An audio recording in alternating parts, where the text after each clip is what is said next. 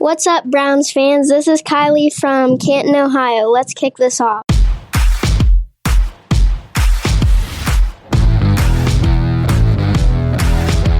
Welcome to the Dawgs Podcast with your hosts, Blake Reneker, Zach Kopp, Justin Charles, and Josh All. Welcome back to another episode of the Dawgs Podcast, brought to you by Manscaped, your leader in below-the-waist grooming. We want to give a big thank you to Kylie for that awesome intro, probably the best one we've got so far.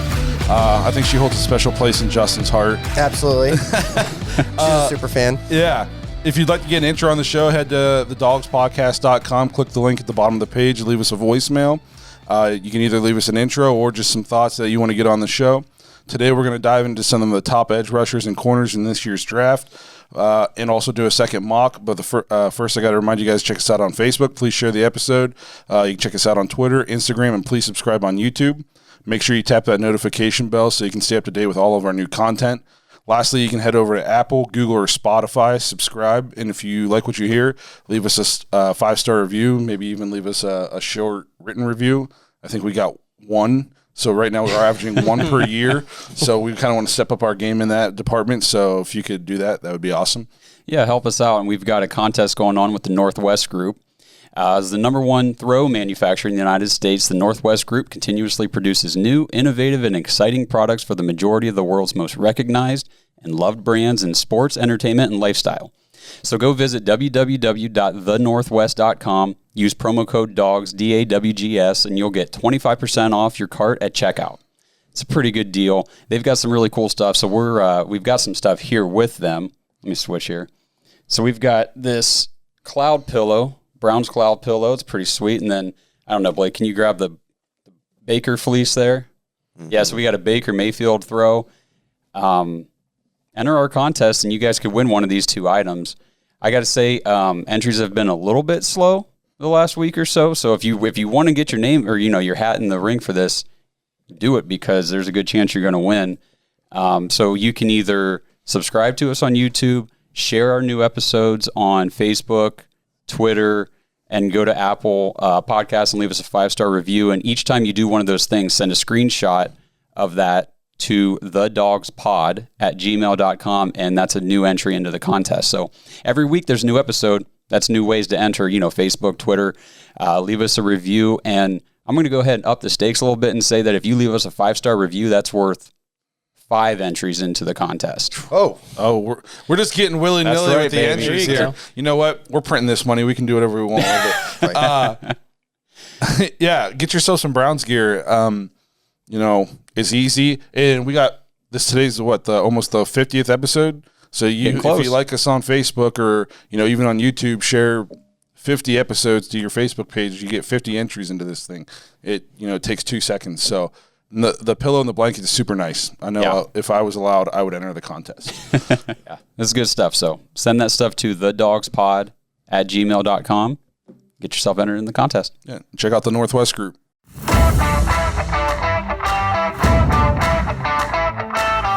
Listener Mailbag.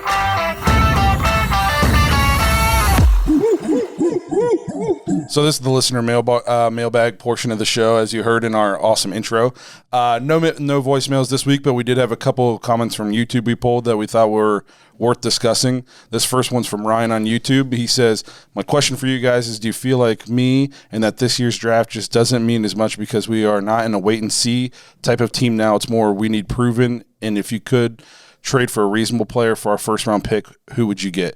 Mine would be previous Defensive Player of the Year in New England Patriots, Stephon Gilmore, best corner duo, if you could have him with Denzel Ward. So I guess we can kind of break this down in a couple sections. Okay, so I have my guy. If I'm going to trade the pick, I kind of threw it at these guys earlier, I would trade the 26th pick this year and even maybe a first-round pick next year, and I would call up Minnesota and say, hey, we want Danielle Hunter. And we want him bad. What do we got to do? So he was hurt last year, missed the season, but his previous 2 years before that, 14.5 sacks both years. The guy's a stud. I think he was number 40 on the top 100. Their defense was obviously not even close to what it should have been with him not there. I think if you put this guy opposite Myles Garrett, our defense is scary good, like worst to first type stuff. Yeah. So I guess I'll kind of address this in a couple of different sections. The first thing he said is, do we feel that the draft isn't as important because we're not in a wait and see mode right now? We're not building. We're already kind of established. To me, it depends on what your goals are for this year. If 12-6 in first round of the playoffs is okay, then yes, the draft isn't as important. But for me, I think it's this year, maybe next year, it's Super Bowl. So, and I think maybe not the entire draft, maybe not all 9 picks, but these first 2, maybe 3 picks are extremely important for the Browns this year. I think if you hit on these first 2 picks, it's literally us, Bills, Chiefs in the AFC, in my opinion. Yeah, but what he's saying too, though, you got to think we're not in the wait and see type of situation with these players. We do need the proven talent. So if you're going to make a pick in the first round, it's got to be somebody you're very confident. Day one, this guy's coming in, he's making a difference, whether it's starting right off the bat or at least, projected to start at least halfway through the season. He's a consistent starter, contributor, whatever. But if you don't have that kind of guy and say we are still sitting at 26, which none of us think we will be, if we are and there's not that guy there, then yeah, I think you talk about making a trade for that pick to get that proven talent. I'm 100% okay with trading the pick for a guy like that just because I'm on the record as saying I think the draft is overvalued a lot of times anyways. I saw a stat yesterday between, I think in like the last, from 2009 to 2018 or something, the years might be wrong, but like 30-some quarterbacks have been taken in the top 5 of the drafts, and Baker's the only one who's still on the original team. Saw that. Yeah, I did see that. And now I don't know how precise my numbers are there. I can't remember the meme, but it was something crazy like that. I almost couldn't even believe.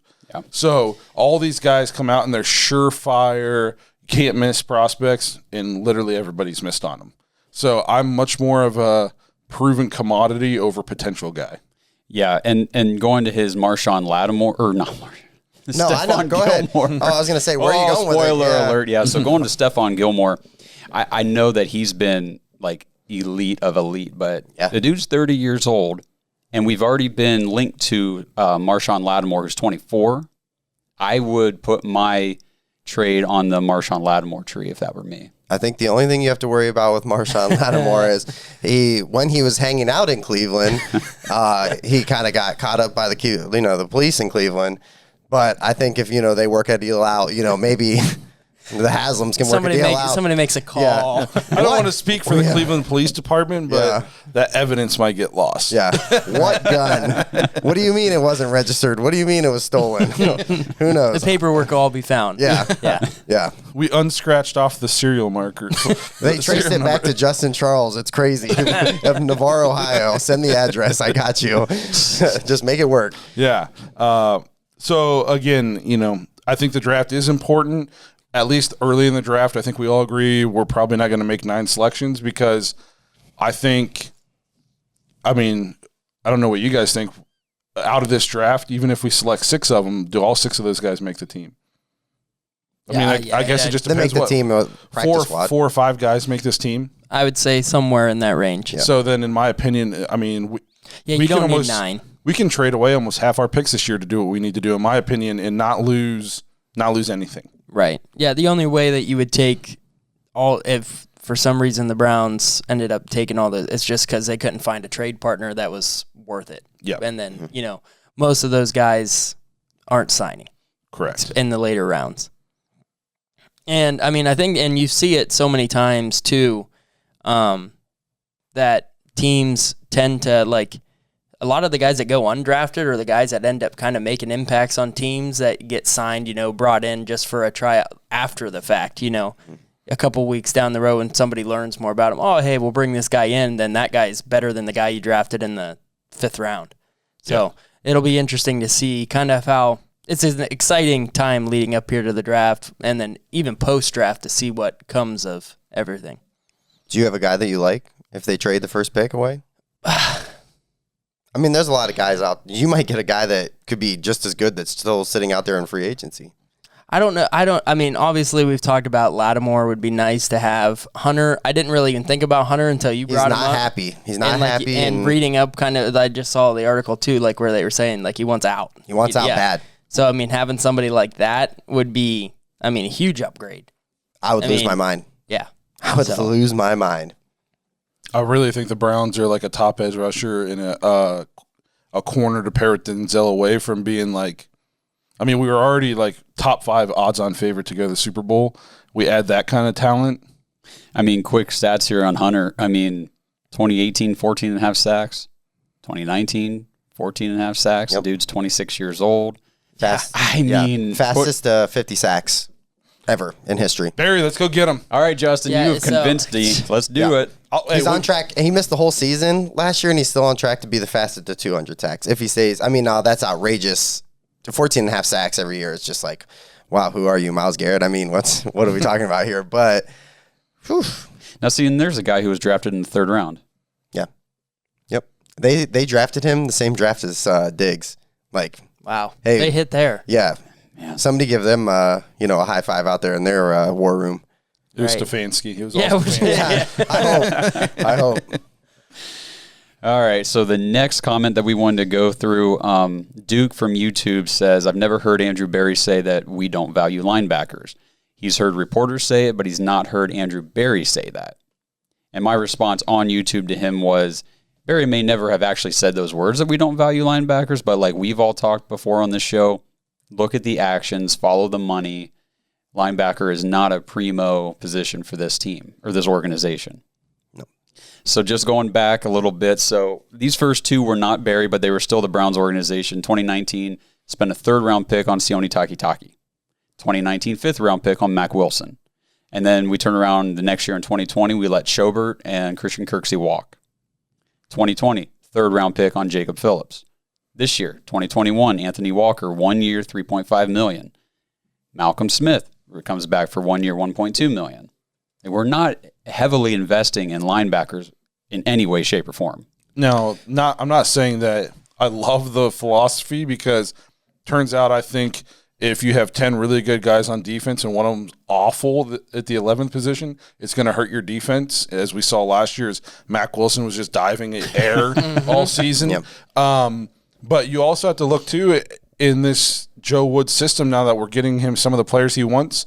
I mean, we might have 7 DBs on the field and 4 linemen. Yeah. Right. Or the Anthony Walker at times might be the only linebacker on the field for the Browns. And that's why, I know we did our first mock draft, 2 weeks ago, and we took Zaven Collins in the first round at 26. I've seen that mocked from some of the analysts, and then, we got some people on YouTube saying, no, we're not going to take a linebacker. I don't think we will take a linebacker in the first round. I don't think we're going to make that heavy of an investment in that position. So If they take Collins or the kid out of Georgia, what's his name? Azeez Ojulari. Yeah. I think that's more of a development as an edge rusher. I think that the only way that the Browns would is if they stayed at 26 and it was just there was nobody else to take and they couldn't find a suitable trade partner to either trade out of the first round, and they obviously couldn't trade up by to go get their guy, is where you could see them maybe taking Zaven Collins just because it almost might force their hand of he's the we're best sitting at 26 available. and he's the best guy. Yeah, that type of a scenario. But yeah, I don't think that they're going into the first round looking at linebacker. I like Phillips too a lot. I think Phillips is going to have a nice year. I really hope so. I really hope. I mean, this front office just strikes me as, look what they did in free agency with John Johnson. It's like they knew who they wanted. They had their guy, and they got him. So it would blow my mind if they don't have their guy right now on a board. They know we're going to do what we have to do to get this guy in the draft. Yeah, and for once in my life, I might not agree with the philosophy, but I trust our front office. It's weird to say. You know what I mean? Not used to it. And normally it's like, I don't agree with what we're doing, and these guys are dumb as hell, and like, what are we doing? So this is a completely, it's uncharted territory for us, at least in our lives. Yeah, I think that, and what you kind of see is, Andrew Berry in the front office, they're kind of going all in on what Joe Woods' defense, he wants to do. We're banking on, okay, hey, Mr. Woods, we're giving you everything that you need to, you didn't have the tools last year. Okay, we'll kind of give you a pass because the defense was bad. Yep. So we'll give you a pass. We're going to give you, we're going to go sign some free agents in the draft. This is where we're going to go.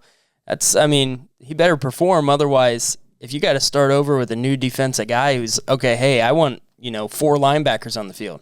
it ain't going to work in Cleveland. Not for the foreseeable future. He's this year's Baker Mayfield. Yeah. So I read a lot of things, going into this offseason. When this front office and this coach came in, it was a 2-year plan.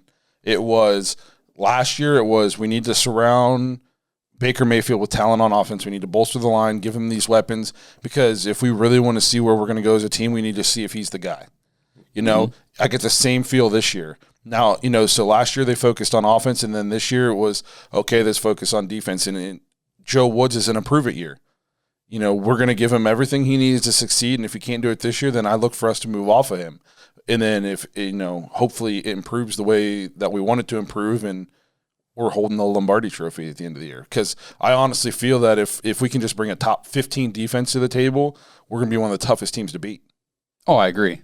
We said that about last year. Like, if we could have just been middle of the road on defense. But I think if we stay healthy, too, because, man, That was Delpit, part of Greedy Williams, like, there's position pieces there. And we're just saying, and we'll get into the draft, the mock draft and everything, but if we go up and get a stud, shutdown guy, or a freak, edge rusher or something like that. Well, we're going to talk about some studs here in a minute. Yep. Yeah. Well, guys, it's getting warmer out. I don't know if you tell, but I'm starting to darken up a little bit. Getting a little bit of a tan from my time outside. Flowers are blooming, the grass is growing, and it's time to chop the weeds. Thanks to our sponsor, Manscaped, you can trim your holes safely and efficiently. I am talking about ball trimmers. So in case you were wondering, I'm definitely talking about ball trimmers. Manscaped, the global leaders in men's below-the-waist grooming, have an exclusive offer for our audience. Use code DAWGS, D-A-W-G-S, to get 20% off plus free shipping at manscaped.com. Join the other 2 million men who trust Manscaped. They are here to make sure you are trimmed and smelling nice. After all, it's time for a little spring cleaning. Tell you what, I got my Manscaped shirt on today. This thing is comfortable. Like, go use the code and get 20% off a shirt.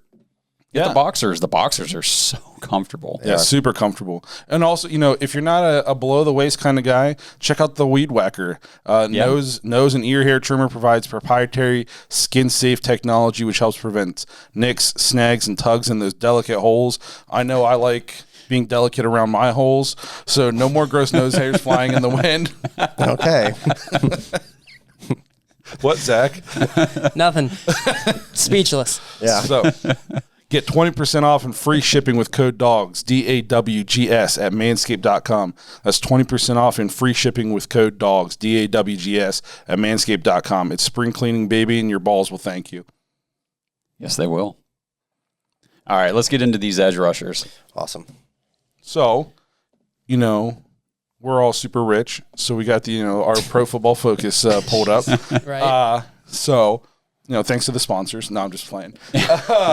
So what we want to do is we kind of want to preview. I think we said we're going to pick the top 4 graded edge rushers and the top 4 graded cornerbacks. And we're just going to kind of give you, the audience, kind of just a little insight on each one of them quickly before we do a mock. Basically, what you can expect if the Browns were to draft one of these guys. Yep. And I think we all agree that at some point in this draft, we're going corner and edge, and good chance it's going to be 1-2, 2-1 in that, that way.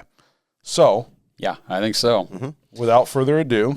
So I know, real quick, before we do dive into the list, I know how PFF has these guys ranked and in, the top 4, but if you had your pick, like whatever it took, wherever we had to take the guy in the first round, who would be your target edge rusher in the first round? Justin, you got one? Yeah, I think, man. So if we stay at 26. No, anywhere. Anywhere? You get your pick of the edge rushers. I think who do you want? you have to go and get Kwity Paye, but I think you're going to have to go. Pay a lot for him? Yeah, you're going to have to pay at least a first, which, I mean, the guy's a stud. He's a freak. Everything you see about him, freak. He's, scary, talented, all the attributes. But then, I look at where he's projected and I see, sometimes 10, 8. Then I see him. I saw a mock draft today and he was at 25. And I'm like, well, I don't know what's going on anymore. So, So, I guess I don't really have a guy that I would target per se. I have a guy I'm staying away from. Yes. Well, who's that then? Jaelan Phillips. Yes. And it might, he might be awesome, and people might bite my head off for this, and it's not his fault. But I think these first 2 picks are too important for the Browns this year to draft a guy that was medically retired from football. That's an interesting point because I saw that comment on YouTube as well, and what you just said is so true. The injuries aren't his fault. No, I'm not blaming him. I'm a walking injury. And that's what the comment on YouTube was is, hey, you guys are really being hard on injuries for these guys. It's not their fault. I know it's not their fault, but injuries, I mean, just look at it. Injuries, once they start, they don't stop for many players. There's very few that can overcome that kind of stuff. How'd it work out last year for us with an injury? Very Oh, hey, well. Delpit went down. Yeah, how'd that work out? I just was at every Browns home game just saying all the worst words in the world, like paying swear jar money for my kids' college funds. Yeah. Yeah. Zach, you got one in the first round? I mean, I'd probably have to go with Paye as well. Okay. But why don't we just start there? We'll talk about Paye first because he's first on PFF. He's first in my heart. Honestly, if I would pay for Paye. I think we should start that movement in Cleveland. Pay for Paye.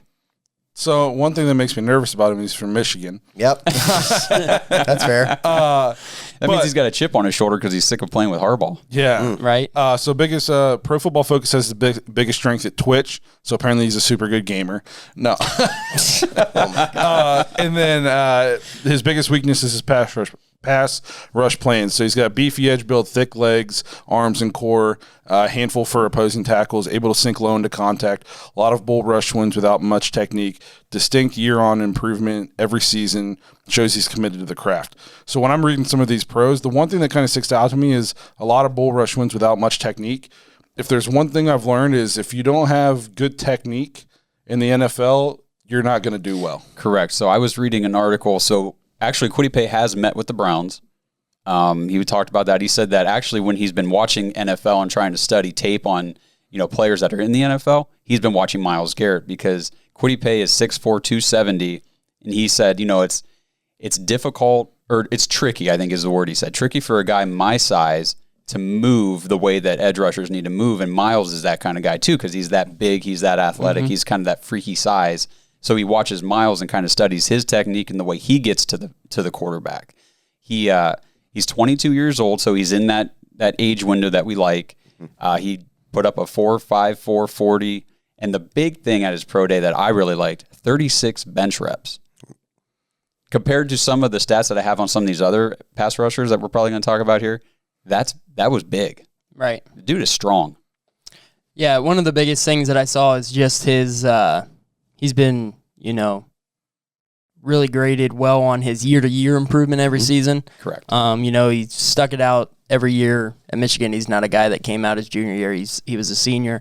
That he, it shows that he's really committed to his craft, that he wanted to get better, and I think that they're still, as good as he is, and, everybody's like, hey, he's just this freak talent, freak athlete. There's room for him to still grow and get better.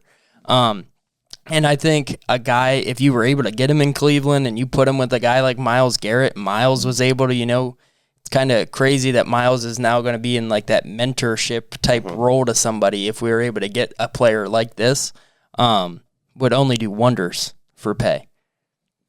I agree with you, man. He's super undeveloped as far as his pass rush skills and his move sets and stuff like that.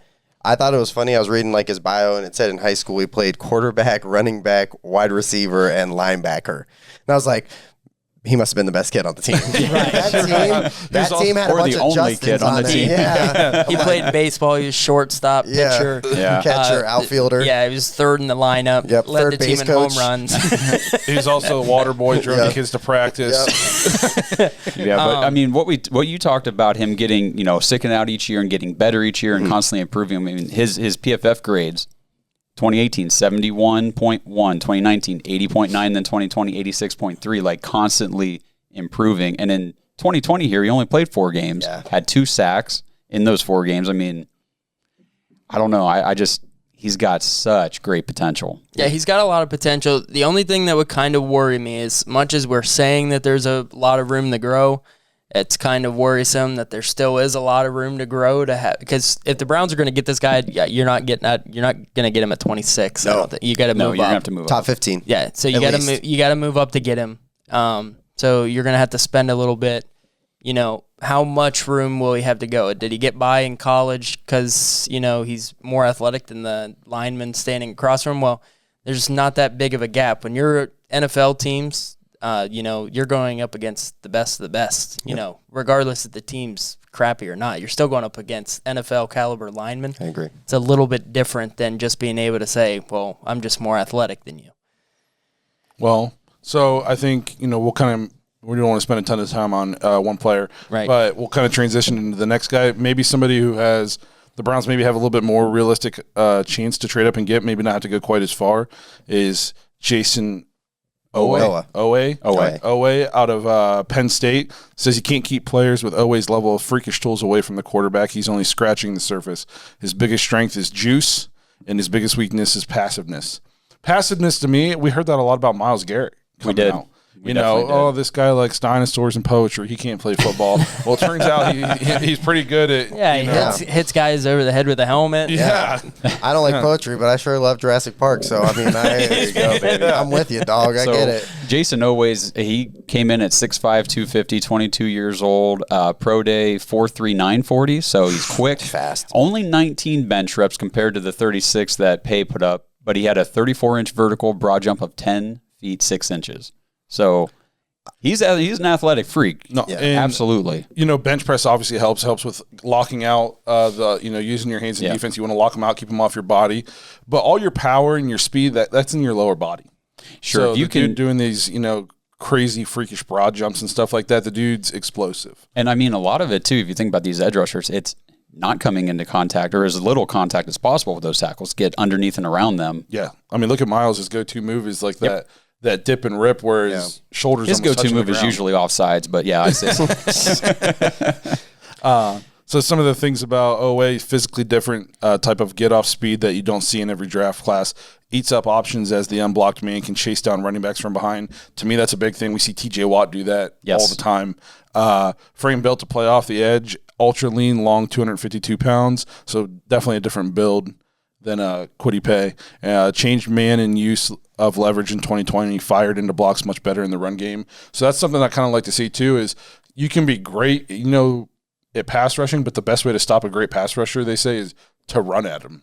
So if you're a great pass rusher but you can't stop the run, well, guess what you're going to see a lot of in that game? Mm-hmm. You're going to get about 20 halfback dives right at your face. Yeah. You better be able to stop the run. Yep. Yeah.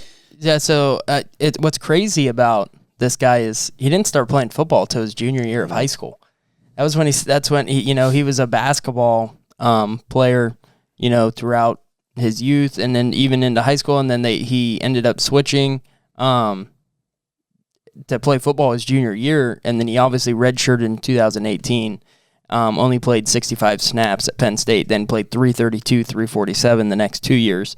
That this guy's still pretty green too, and we're talking, first round talent, and this guy's been playing football for 5 years. That's it. He had such a good pro day, I read, that they're saying now they think he's going to be like a top 15 pick. Pro day was good. He had a top 5 ranking type of all players pro day kind of deal. They're comparing. I mean, PFF is comparing him to Montez Sweat, who's no slouch. No, I mean his grades improved each year. Went from 67.8 to 74.6 to this past year 85.3. The only knock on him, at least statistically from this past year, is he played 7 games in 2020, but he had no sacks. So for me, edge rushing, that's a little concerning. Yeah, it's like the 100-yard games for DPJ, yeah. And, we liked what he did last year, but not if we would have drafted him in the first round. Correct. So that's a little bit concerning because it's college. I mean, if you're not making sacks in college, these NFL tackles are legit. Right, yeah. You're really going to struggle when you get to the next level. So I think that this guy wouldn't be – I know that they got him ranked second. I'd go up and get Kwity Paye. I probably wouldn't spend too much to go up and get Oweh. Oweh here. Just my opinion. Mm-hmm. So who we got? Anything else on Oweh? I think we're good. Yeah. That moves us into Azeez Ojulari. This guy's projected first round. Says Ojulari flat out knows how to get to the quarterback. He's one of the most advanced pass rushers in the class. To me, I already like that. Yeah. Doesn't require a ton of coaching. Yep. No, you're absolutely right. I mean, I'm just going through his grades here. I mean, 18 was a 60.1. Then he bumped up the year later to 78, and then this past year he got graded out at a 90. Now, I could be wrong, but he played linebacker for Georgia, correct? And they're talking about he's going to have to be – I don't think there's a lot of development, but I've seen that would be the transition for him, to be an edge. That's true. I guess this is pass rusher, so yeah. But I did see that he said, hey, it'd be sick to play with Myles Garrett. Now, I don't know if you're just throwing that out there because I'm pretty sure that would be nice line up on the other side of a guy like Myles Garrett. Right. But Yeah, I don't know if they said he's a true bend-the-edge speed rusher, has the kind of athleticism that makes you think he can get away with it, despite being listed at only 240 pounds. Yeah, so over his 3-year span, most of his snaps I'm looking at here, he was outside to tackle for almost all of them. So last year he only played 7 snaps off the ball, 18 over the tackle, 350 outside tackle. So he's playing out there on the edge, and he everything that you read on him pretty much says he's got that first step that he's gonna be able to get around you and bend to get around you. They got him compared to Yannick Ngakoue, which we kind of were after last year, and that's kind of his game. He's not a power bull rush you, push your tackle into the quarterback type of a guy. He's a quick move and I'm by you type of a person. So it'd be exciting to have this type of a guy on the other side. That is quick enough that that the opposing line is really going to have to pay attention to and make sure that they handle him. We've been so used to over the years that now with Myles Garrett that they can just triple team him and get away with it because the rush on the other side. Olivier Vernon kind of showed some strides there towards the end of last year before he ended up getting hurt of what that could be like. Like, man, we're missing that. One thing that I do know, just going through analysis and reading, these analysts' takes and everything, that the younger you have your, call it a breakout, campaign, or you start to break out in college, the younger your age, the more that translates to NFL success. This guy has obviously had a breakout in college. He's 20 years old. He'll be 20 years old at the draft. He won't be 21 until June. Yep. So, he's a young guy coming into the league. And we don't have to, and not like he might go before 26, but there's a chance he might slip to us. We're not breaking the bank if we got to move up to get him. We could just take him at 26. Or 23 or 2 or something. Yeah. One thing that concerns me, it says 1 year wonder that it was almost always fresh, didn't play more than 52 snaps in any game. Do we want a guy who's not going to play, who's only going to play 70% of the snaps, 50% of the snaps? And we got Porter Gus and stuff ready to go. Right. Yeah. Well, if we're rotating with Tack, McKinley, Porter Gustin, I don't know. I guess. But if he's going to be a pass rush specialist, then maybe we only need him on 50 snaps. Third downs, big fourth downs, the last couple minutes of the fourth quarter, that kind of stuff. So I think that I get what you're saying though. When you're picking this guy, you're wanting a guy that's out there a majority of the time. Mm-hmm. There was sometimes, kind of before maybe last year that we were kind of at times that way with Myles Garrett, to where we were like, hey, and then last year he got COVID and then you knew when he wasn't on the field. So want, hopefully all that's fixed and we don't got to worry about that he's only playing 60% of the snaps and not in there in the fourth quarter when we need him type of things. But yeah, that'd be a concern. I think that would be a concern as well to try to get him up to that speed. Well, so we'll move into the last guy, the fourth-ranked guy here. Jaelan Phillips, the guy I said I'd stay away from out of Miami. Physically, it's all there to be a Tier 1 edge rusher in the NFL. His injury history and late breakout will scare teams early, though. He's projected late first, early second.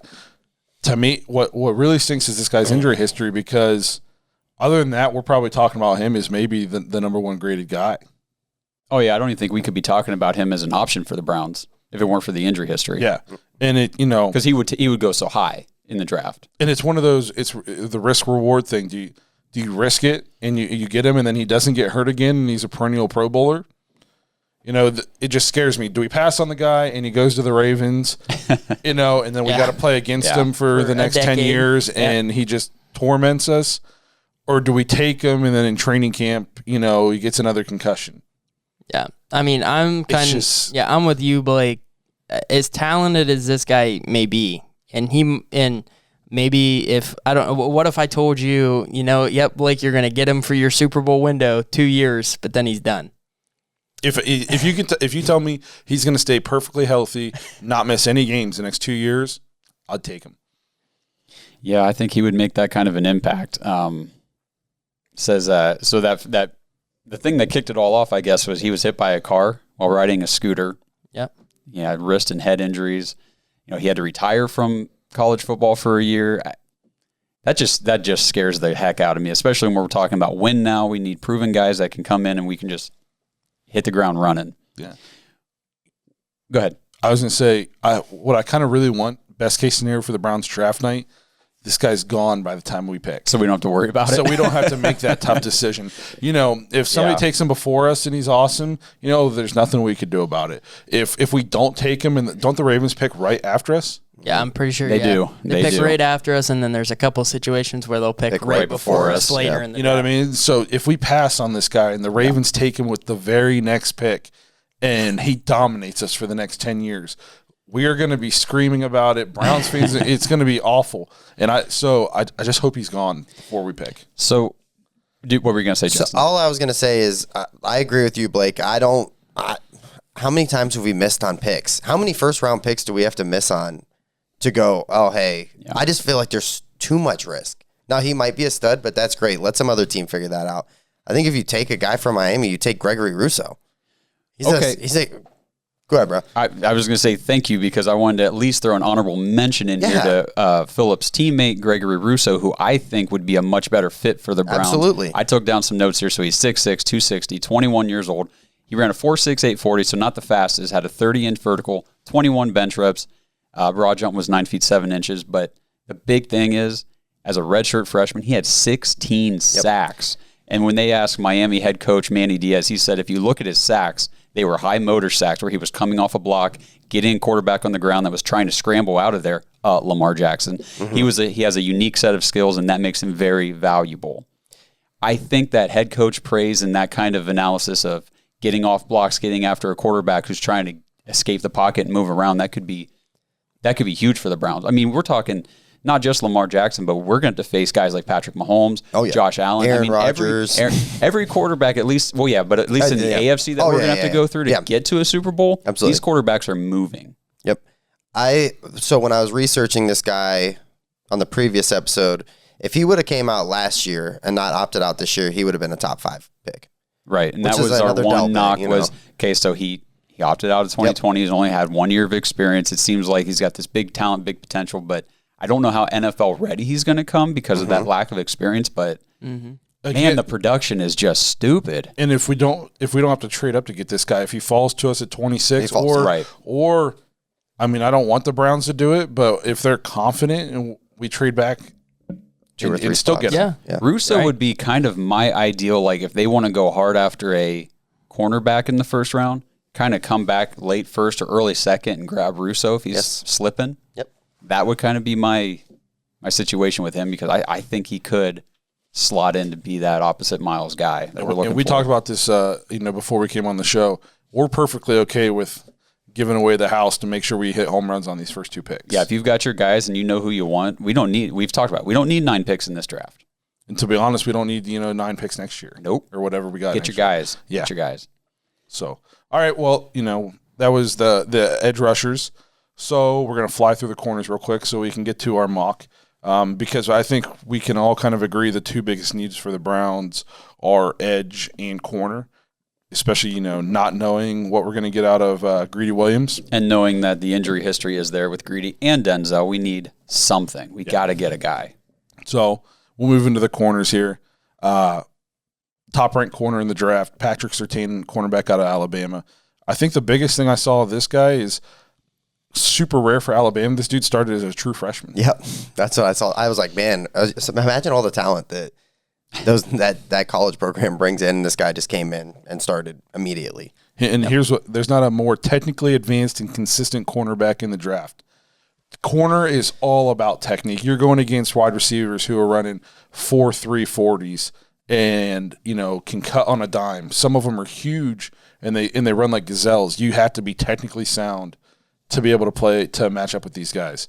To go up and get this guy, we're gonna have to give up first. This would be you got to give up a whole ton to go get him. I mean, He's got great size. This guy's 6'2", 200 pounds. I think you have to give up. So I think he's going to end up going around 9, 10, 11, somewhere around. I think the Cowboys probably can take him. I mean, they could use him. I think he could potentially go starting around 7.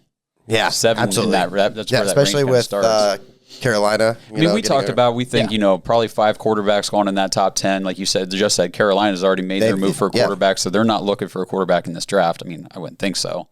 But so I think you have to give up 26. You probably have to give up a first next year, and then you probably have to give up another third or fourth or something. I mean, that's a big jump, 26 to. I'm seeing him mocked to the Cowboys quite a bit at 10. Yep, but I don't think he makes it to 10.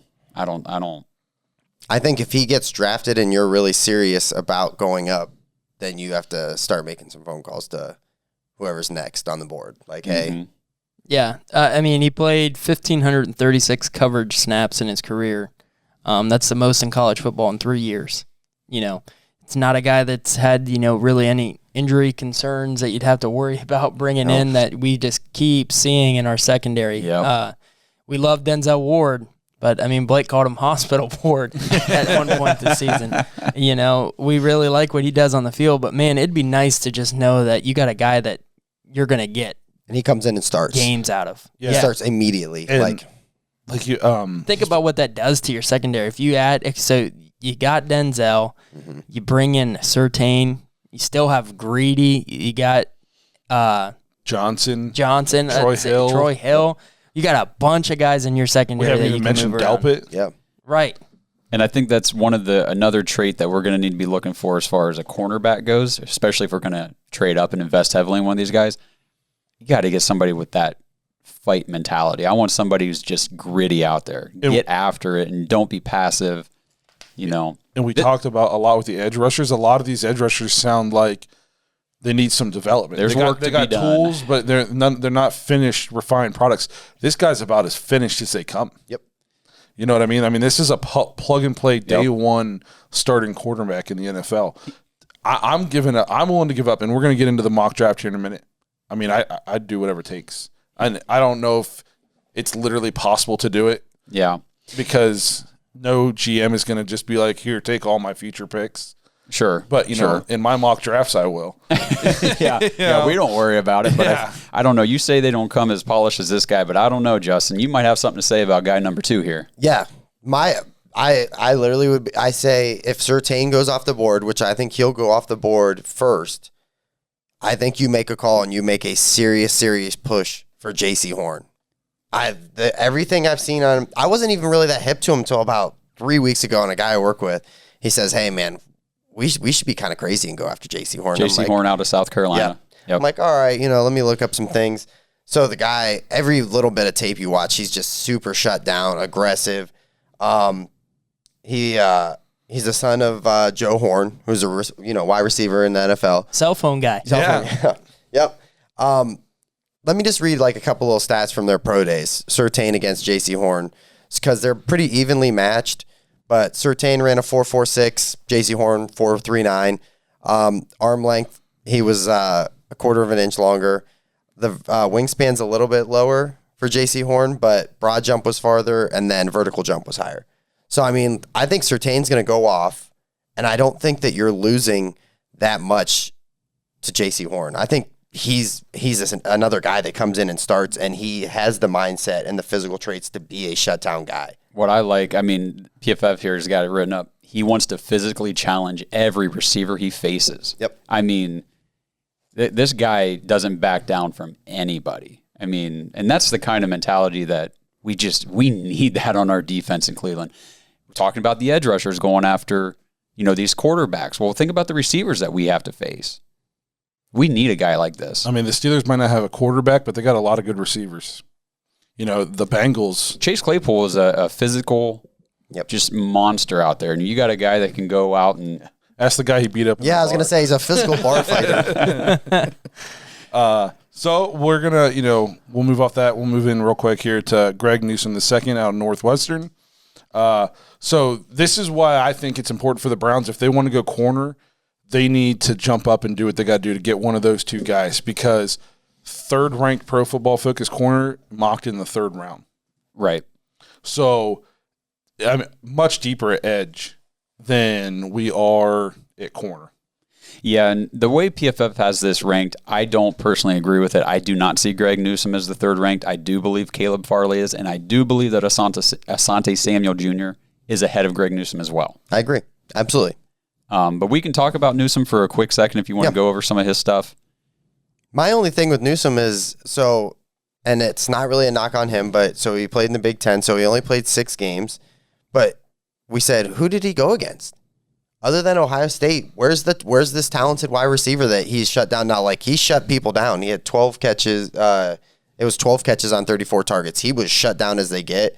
But, I mean, I don't know. I'm not sold. If you go by his game-by-game grades, he only graded over 80 once this past season. It was against Wisconsin. Everything else was sub-80, grade.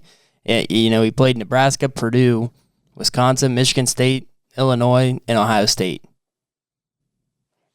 So I mean, this one, I wouldn't move up. This is almost like you settled and you really wanted a cornerback and you settled for Newsome.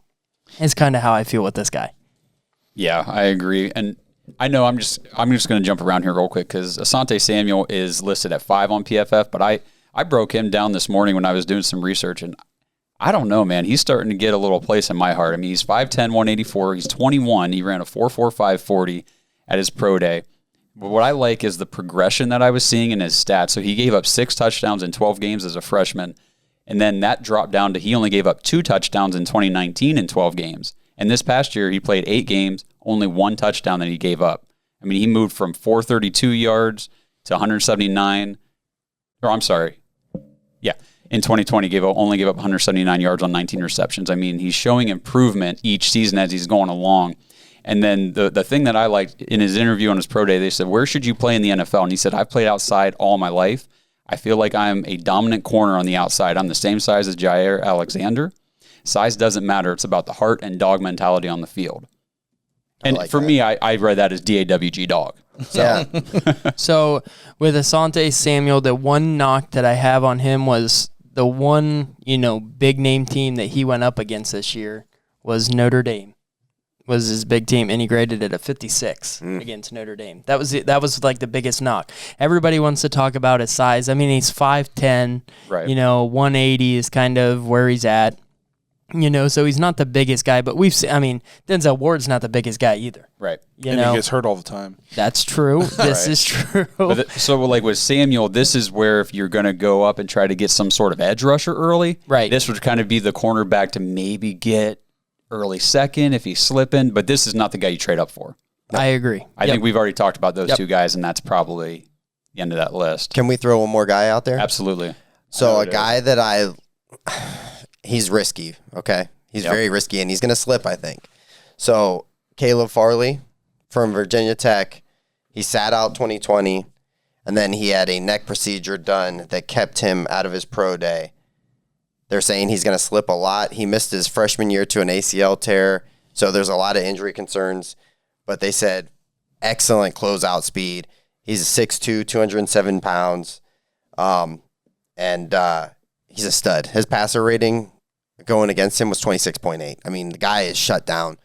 I don't think that you'll have to put that much stock. I mean, you could get him, second, third? I don't know how far this guy's going to fall. I don't think he's not. I don't think he's going to fall. No, he's mocking second. The first. Really? I think that he's the perfect prospect for a team that wants to try to build for the future next year, the year after. Yep. It's a good guy to draft because he doesn't come in with a ton of experience, opted out of 2020. He's got the injury history, which I'm sorry for the Browns. It's terrifying. Especially at that freaking position. We don't need more injury history. We just don't need it. I know. And I'm big on that. He's the type of guy, they compared him to Jimmy Smith. Right. Who's no slouch. No. We know about him. Yeah, he's the type of guy that in 2 to 3 years, if he would somehow find his way in our division, he'd be a problem. Yep. I agree with you, Justin. I think, it would be if he slipped and he fell to the right spot, would you maybe take the risk on him? Yeah. That's the thing. Injury history, injury concern is always a thing, but it's less of a concern for me in the second round than it is if we're drafting in the top half of the first round. Well, what if it's end of the second round and he's still there? Do we say, hey, you can take, what is it, our second, third, or something like that, and go up back into the second round, and then you take a first and 2 seconds? And I mean, so you're losing some picks, but you're solidifying position, especially if let's say they take a. How far do you think this guy's going to fall? I did a bunch of mock drafts, and he was never Justin's there at 26. taking him in round 7. Yeah, he's going to be Mr. Irrelevant. No, I'm just saying that like a lot of people are saying, hey, they're urging caution on him. They're saying he just had back procedure. I mean, and you see it. You see it in the drafts, where you're like, man, that guy just keeps falling, and falling, and falling. Aaron Rodgers. Well, yeah, I mean, so it's possible. It's possible that it could happen. And maybe, that, if he's falling and you kind of see where the trend's going and the Browns haven't moved up and they're sitting at 26, maybe they take that edge rusher or something and then Let they him fall some more. Right. Yep. Well, are you guys ready to mock and see how this Absolutely. plays out? Let's mock. Yeah, let's move Let's do into some it. mocking.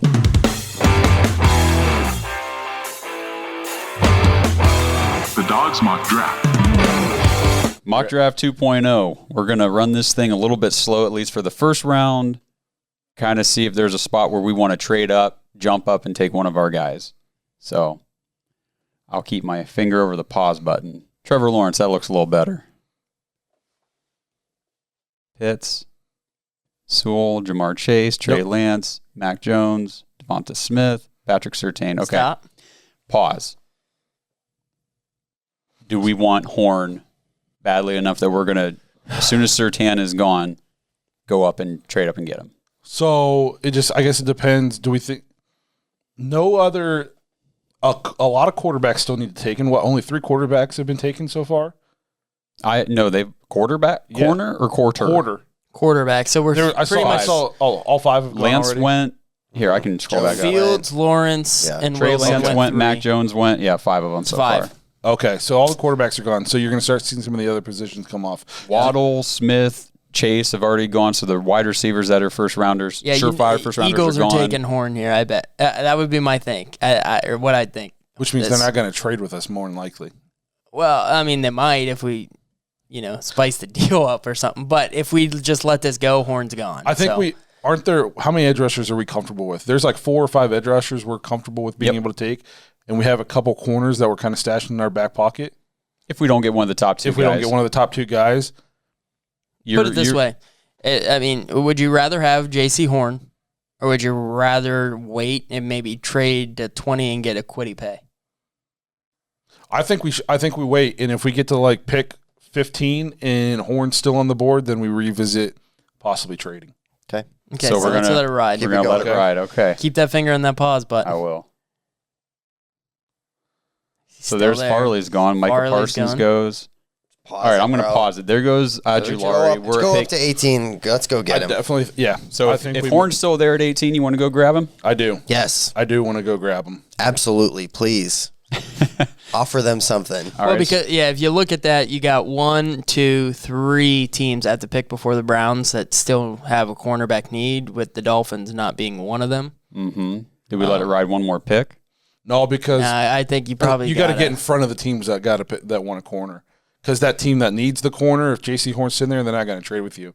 Yeah, Chicago's going to take him for sure. So if you want him, you got to go get him here. If that's the player you're saying you want in your first round, you'd have to go get him. So what are we giving? We're going to give him 26? Just see if they'll swap that first, and if not, then sweeten the deal. Blake, they're not going to swap that. Come on, man. Listen, you lowball them first, and you let them counter. You don't offer your hand. Yeah, but right we only away. get so many trade offers in this. Well, we'll adjust.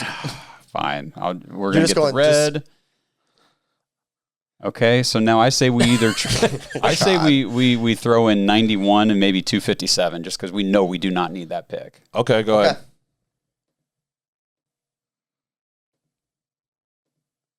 And what happened? You unpause it? Bro, did he get picked? If he didn't get picked, we're even in. Hey, he didn't get picked, so we can still do it. Go up to 20 now, or is that 21? 21. Now offer him just the 26. I love it when a plan comes together. Yeah, right. Jesus. All right, so now I give him 91. 91. Yeah, just 91. Just 91. Hey, look at that. So we Take him. Take For him. sure. Jaycee. Even though if this was real life, I would not make a trade with the Indianapolis Colts. And 'cause neither would their fans.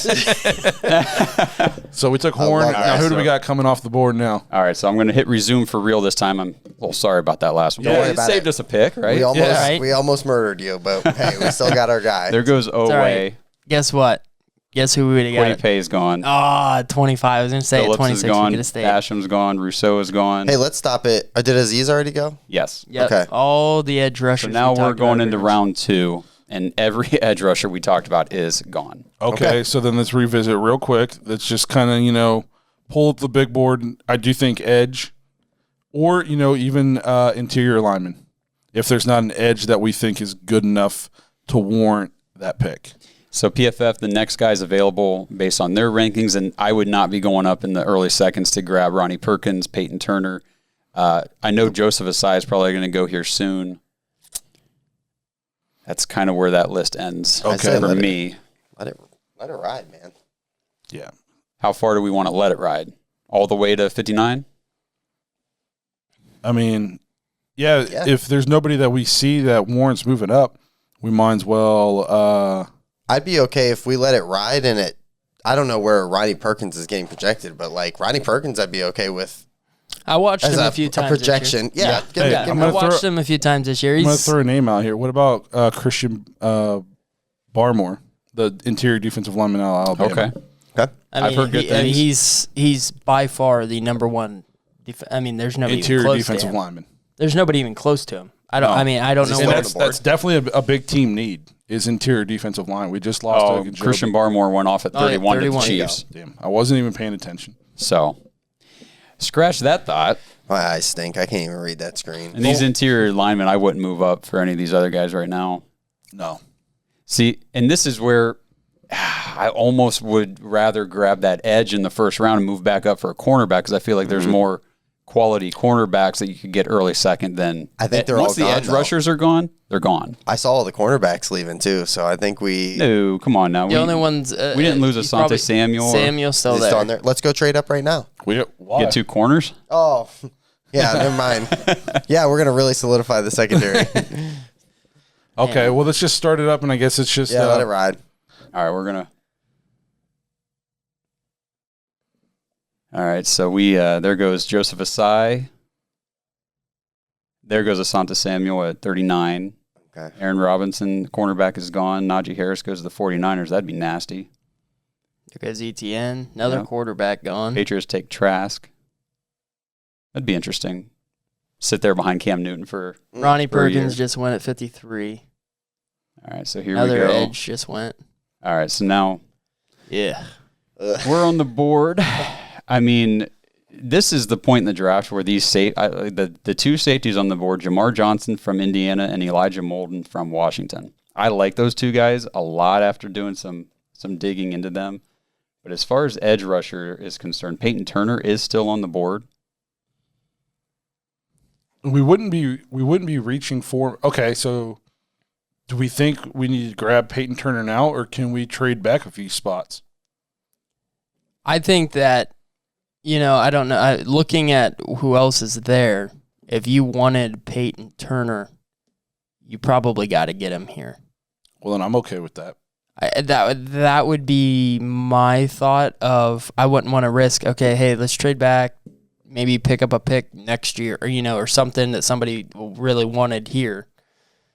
But I think if you were wanting to get an edge, I think you got to pull the trigger. I mean, PFF is talking about Turner could easily be in the first group of 5 edges off the board. I mean, he is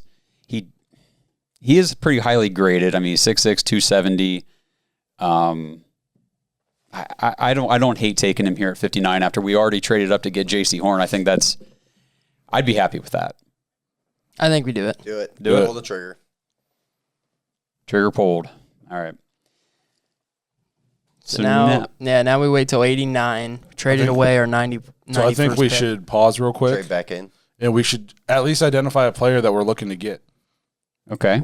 So we've gone. Well, I'm going to let this one roll because I doubt we're trading with the Bengals. Okay, Is go that ahead. is that fair? Yeah. That's fair. So All right. So now the Eagles are back up. Okay, so we've drafted our corner, we got our edge, so now we need to look at what we need to do after that. Is because we're not, we have addressed the two biggest needs. Do we start looking wide receiver this early? I think there's three. I think you go either interior defender, right? Yeah. Wide receiver, tackle. Now, Those are your three. okay, so now wide receiver wise, what were you? Who were you guys thinking or like have thought of, wide receiver wise that you really like? Well, you guys look at wide receivers, I will say, unless I missed him come off the board, and I don't think I did, I would probably be looking Jamar Johnson, the safety out of Indiana here. They got him graded as a first to second rounder, so if we can trade back up and get him at the end of the second round. I just don't know how many safeties. No, I'm sorry, in the third round, cool. How many safeties do we need? Well, how many safeties are they going to run? That's the thing. Joe Woods wants to run a lot of safeties out there. I know we already have 3. Yeah. But I know he's going to want, if we're running 3, the majority of the time they can't all be out there the whole game. But what wide receivers are available that you guys are looking at? Can you pull up? Oh, we wouldn't even be able to look. Would we? You can look. Oh, no, we can't see who's available right now, can we? No, I kind of hate that about their simulator. Okay. Well, or, so receiver or interior defensive line. Receiver wise, a guy that, and I don't know if right here, I don't know if you'd have to trade up this high to get him, but Darden. Jaelon Darden? Yeah. The guy is just, he's a bit, not a big wide receiver. He's 5'9", 174, but he's a big playmaker. Yeah, so the top guys are gone. Kadarius Toney is gone. Elijah Moore is gone. I'm just going to kind of roll back through here and see who else was taken. Tylan Wallace is gone. That might have been a good one to try to target. De'Ami Brown is gone. Is Osa Odigizua still on the board? Adigizua? Yeah. I do believe he is. So he's projected second round interior defensive lineman. Now he's a little bit smaller, but I have heard good things about him. The guy out of UCLA? Yeah. Yeah. Osa Odigizua. We're kind of right in that range where I don't know if we need to trade up. I guess it would just depend on these people in front of us, but that's kind of a name that I was keeping an eye on. We could trade up or we could sit tight at 89 and see if he is still there. So we got to go 15 more picks or so, 16 more picks. I think he's gone. I think he'll be gone. If you're saying that he's projected second round, he's still hanging here, by 89 rolls around, I bet he's gone. Now we got the Lions coming up in a couple picks. One of their needs is interior defensive linemen. Do we want to try to move up here and get in front of them? Yes. I think so. Okay. So do we want to do the trade with the Eagles? Yeah, let's try it. Try it? Okay, so we're going to give that. What are we giving up? We giving up 89? Giving up 89 and 169. Want to try that? Yeah. Okay, they took it. Okay. Take him. Let's make our move. Okay, so Osa Odigizua. There he is. We're going to grab him, yes? Yep. It's Blake's guy. Better work, Blake. Otherwise, you're fired. All right. So now we don't pick again until 110. Are we good sitting tight? Is there somebody else we want to come up and try to target? I don't think so. Not at this point. I think we've addressed most of the needs now, and now it's just kind of like a best available position in need almost, in my opinion. Gotcha. So if we're not going to make any more trades, you want me to speed this thing up? Yeah, go ahead. Kind of get it going a little bit here. So we'll just zip right up to 110. See who's available. Man, Jamar Johnson's still on the board. Man, I regardless of who you're drafting or what you're thinking you need, you're taking Jamar Johnson, who's the 41st ranked player. Yeah, so you want me to grab on the board at 110? Yeah. He's like that guy in your fantasy draft that just keeps slipping. Yeah. Like, I got to take him. I think you take him and you Google he has an ACL tear and he's going to be out for the year. Oh, man, and look at this. Jamin Davis fell to 132, the linebacker out of Kentucky. And that's somebody that I'd kept an eye on, too. I'd be perfectly. Linebacker is a need. Well, and this is the exact spot where the Browns, Andrew Berry, they would take a guy like this. Yes, I agree. Go ahead and All right, take so that we're guy. going to take Jamin Davis. And then we've got 2 picks left. So we'll sit tight for a little bit. And these guys here, you're kind of just taking a flyer on somebody. I think there's a running back here to 11 that if he's on the board still. Or I'm looking at tackle. Or tackle, you're right. Yeah, we do need to address that. Is Hainsey available? I don't think Hainsey's going to be available this late. No. Do you have anybody else in mind? As far as tackles concerned, that was kind of the big one I was keeping an eye on just because Brian was so I've big heard on about him last week. Brendan James, the tackle out of Nebraska. I guess, I assume the running back we're talking about is Puka? No, it was Ramondre Stevenson. So do we think the guy? he's- But I just don't know. I don't even know if he's there. He's I not. didn't see him, so I bet he's gone. Where's running back there? Wait, Yeah, Stevenson's gone. Yep. So, I would not take a running back here. I think you could get any one of these. And okay, so let's go to tackle. Let's look and see who's available there. Okay. So at tackle, top guy available is Cole Van Lanen. Hey, taking a lineman out of Wisconsin's never a bad idea. He's 6'5", 312, 81.6 grade last season. You got Brendan James, 66 grade last season, 6'6", 300 pounds. Robert Jones is there. He's a 6'5", 330, 75. So, I mean, your best graded guy out of there is the Wisconsin guy. So, I mean, if you're going to go tackle, I think you go there. What do you guys think? Blake? The guy from Nebraska is actually projected to go higher than him. He's the one I've actually heard about. It says if he can add some serious muscle mass, he can start somewhere in the NFL. And we don't need a starter right now, so that's good. No, so if we can develop a guy, if we're drafting somebody that we're going to develop to possibly take, one of our interior guys' spots down the road, we don't want to say it, but a Batonio, he's getting old. This might be a guy, veteran level hands and pass protection, uses them independently, terrific at maintaining relationship between him and the defender he's blocking, understands angles, feet that can stick at tackle, quick reaction ability, and his ankle sets. I'm gonna debate against you of why to take Cole. Run block grade last year for the Nebraska James, 58.2. Pass block 79.2. So better pass blocker than he is a run blocker. Cole Van Lanen a little bit more even, 82 run block grade, 71 pass block grade. So at this point in the draft, I don't care. Yeah, Justin, you're making the call. Justin, who you want? Oh my gosh, You're on the spot. I really. Wisconsin or Take Nebraska? Take James. I mean, they're both. Take James.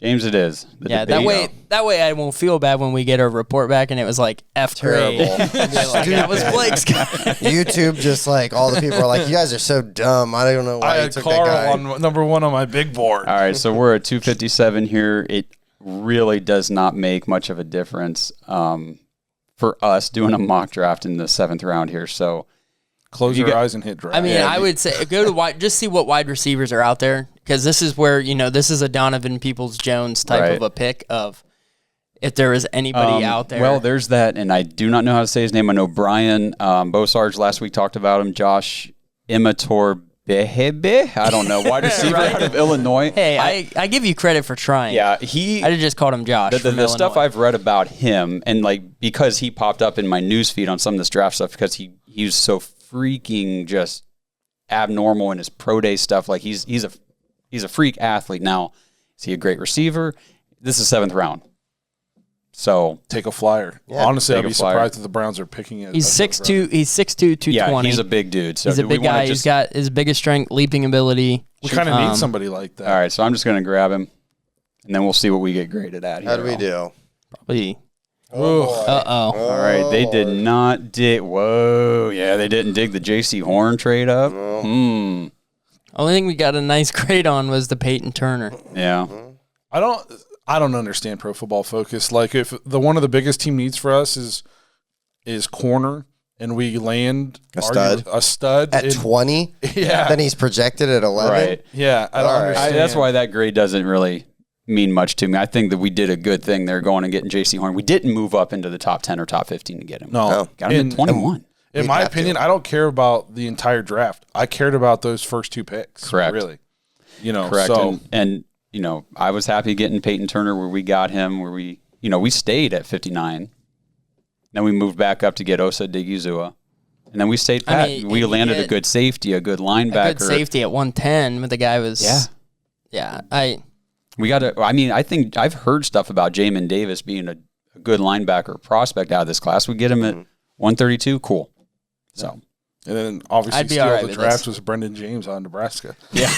Yeah. I don't care what these guys say. I think we did all right. Well, All right. we'll see what YouTube thinks. Yeah, let us know what you guys think of our second mock draft. To be honest, we had this really awesome plan. We were going to attack this mock draft. Yeah. And then everybody got taken. We've been texting for the last 3 days about what our big plan was going to be and how we were going to do this. And I don't know, Justin. Yesterday you said I want Jaycee Horn, and I did. we got Jaycee and I Horn. appreciate that, guys, Yeah. for real. And I think that Cleveland would appreciate it, too, so. Absolutely. So let us know how we did, and I'm sure we'll do another mock at some point. It's been a lot of fun, and the more we do, the better we're hopefully going to get at them.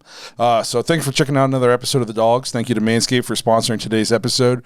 Remember, you can get 20% off and free shipping with promo code DAWGS, DAWGS, at manscaped.com. Remember to check us out on Facebook, Twitter, Instagram, and please subscribe on YouTube. Lastly, head to thenorthwest.com. Get 20% off your entire order when you use 25% off. My bad. I had that in there, then I thought you said 20 earlier, and I changed it. Did I? Maybe you did. 25. It's 25. 25. Use promo code DAWGS there also, DAWGS at checkout. Get 25% off your entire order. We hope you guys liked our second attempt at the mock draft. Let us know what you think by commenting or drop us a voicemail, and we'll see you guys all next week.